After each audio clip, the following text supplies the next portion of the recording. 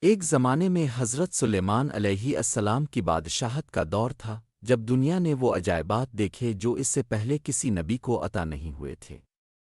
اللہ نے حضرت سلیمان کو ایک منفرد نعمت عطا کی تھی، وہ جانوروں سے بات کر سکتے تھے، وہ پر قابو رکھتے تھے اور جنات کو اپنے حکم کے تابع کر سکتے تھے۔ حضرت سلیمان علیہ السلام کی اس عظیم طاقت کا راز ایک خاص انگوٹھی میں تھا جو اللہ کی جانب سے انہیں عطا کی گئی تھی۔ یہ انگوٹھی جنات کو قابو کرنے کی طاقت رکھتی تھی اور وہ حضرت سلیمان کی مرضی کے مطابق کام کرنے پر مجبور تھے۔ جنات نے بڑے بڑے محلات تعمیر کیے، حیرت انگیز کام سر انجام دیے اور دنیا کے دور دراز علاقوں سے علم جمع کیا۔ یہ انگوٹھی کوئی عام زیور نہ تھی، یہ ایک طلسماتی انگوٹھی تھی۔ اس پر اللہ کے خفیہ نام کندہ تھے اور جو بھی اسے پہنتا وہ ہوا، جانوروں اور جنات کو حکم دے سکتا تھا۔ حضرت سلیمان کے زیر حکم جنات اللہ کے قوانین کے مطابق کام کرتے اور ان کے احکام کی تعمیل کرتے تھے۔ وہ عظیم عمارتیں تعمیر کرتے، معدن میں کام کرتے اور حضرت سلیمان کے لیے دنیا کے مختلف گوشوں سے قیمتی خزانے لاتے۔ بے پناہ طاقت کے باوجود حضرت سلیمان علیہ السلام عاجزی کے ساتھ اللہ کا شکر ادا کرتے تھے اور جانتے تھے کہ یہ ساری طاقت اللہ کی دی ہوئی ہے۔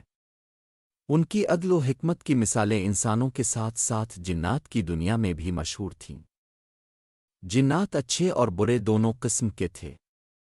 کچھ جنات خاص طور پر شیطان اور اس کے پیروکار تھے، حضرت سلیمان کے زیر حکم ہونے سے نالاں تھے۔ وہ آزادی چاہتے تھے اور انگوٹھی چرانے کی سازش میں لگ گئے۔ ایک دن حضرت سلیمان علیہ السلام نہا رہے تھے اور انہوں نے اپنی انگوٹھی اتار کر کنارے پر رکھ دی۔ ایک باغی جن جو حضرت سلیمان کے خادم کا روپ دھارے ہوئے تھا، موقع غنیمت جان کر انگوٹھی چرا کر غائب ہو گیا۔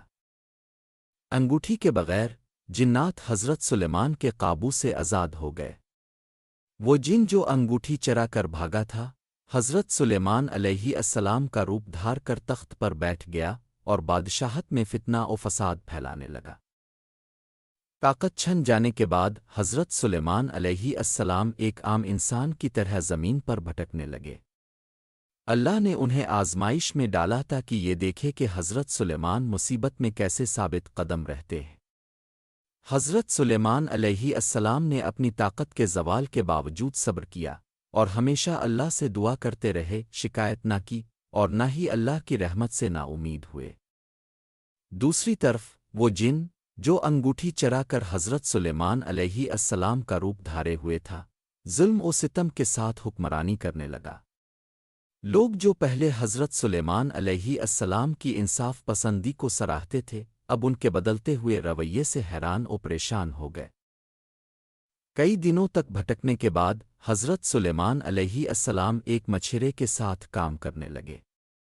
ایک دن جب انہوں نے دریا میں جال ڈالا تو ایک بڑی مچھلی پکڑی۔